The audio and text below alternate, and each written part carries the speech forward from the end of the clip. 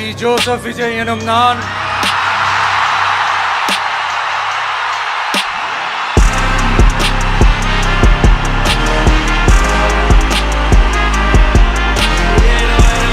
சட்டப்படி அமைக்கப்பெற்ற இந்திய அரசியல் அமைப்பின்பால் உண்மையான நம்பிக்கையும் மாறா பற்றும் கொண்டிருப்பேன் என்றும் இந்திய நாட்டின் ஒப்பில்லாத முழு முதல் ஆட்சியையும் உரிமையையும் நிலை நிறுத்துவேன் என்றும்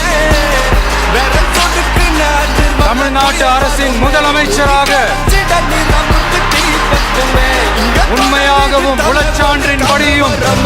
என் கடமைகளை நிறைவேற்றுவேன் என்றும்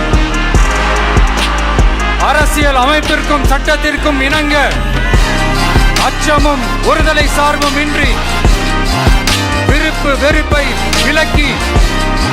பலதரப்பட்ட மக்கள் அனைவருக்கும் நேர்மை